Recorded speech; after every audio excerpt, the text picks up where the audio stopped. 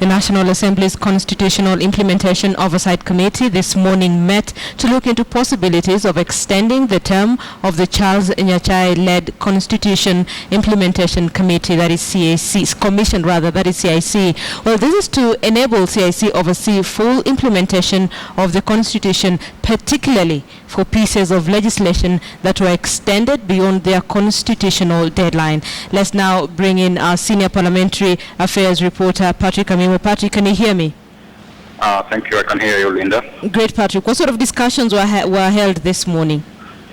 If I should bring you to speed, is that remember in August this year, members of the National Assembly did extend the deadline for constitutional bills, which were due by August 27th this year, and about 20 bills the deadline had approached, but they had yet to be discussed. So Parliament, faced with that crisis, had to extend that period by 1 year, which is the final extension that is allowed under the Constitution, because the Constitution envisaged that all the laws would be in place in 5 years' time. But now, given that there is the lag, they had to extend by 1 year. Now, this means that now the committee, the National Assembly's Constitutional Implementation Oversight Committee, which is a parliamentary select committee that is supposed to oversee this process, is now grappling with the transitional issues, because the Nyachae-led commission term ends in December this year, yet there's this 20 pieces of legislation which are so critical that are supposed to be implemented, and they have been extended by 1 year. Yet there's no commission that will be in place to oversee that the laws and clauses comply with the Constitution. This is the matter that there is a parliamentary committee that is led by Njoroge Baya was looking into, and they met with the commissioners. The Commissioner Kamodo Waiganjo did tell the committee that it is not for the CIC to discuss the extension, but that mandate falls under the National Assembly. Now, the committee is looking at the possibility of whether they should bring in the Kenya Law Reform Commission as one of the institutions that will look into, will mother the process of the finalization of the 20 bills. But then there are challenges. Kamodo Waiganjo did indicate that this Kenya Law Reform Commission does not have the independence and freedom that are enjoyed by CIC, and it says that maybe some of these it will find itself inadequate to oversight the implementation of the 20 laws. Linda? Okay.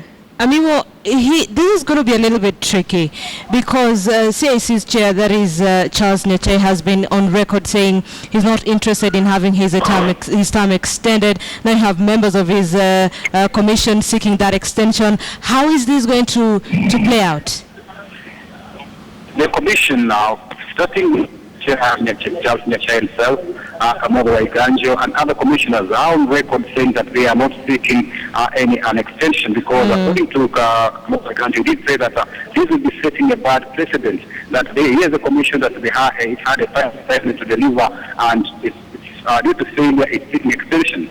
So the commission said that they will not seek an extension, and they leave it to the National Assembly. And indeed, the Constitution says that it's the National Assembly that will give that extension in case there is such an eventuality, which as a reason after Parliament extended the timeline to August 2016. But then the commissioners say they will not ask for that extension, but they are giving the National Assembly that discretion to decide whether the CIC will continue or not.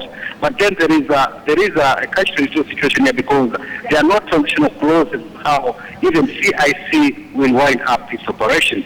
That's now the matter that Kamodo Waiganjo told the National Assembly Committee to look into and see how they will deal with it. Linda? Patrick Amimo, thank you so much. Patrick Amimo there, giving us an insight of what happened this morning. The National Assembly's Constitutional Implementation Oversight Committee met to look into the possibilities of extending the term of the Charles Nyachae-led Constitution Implementation Commission.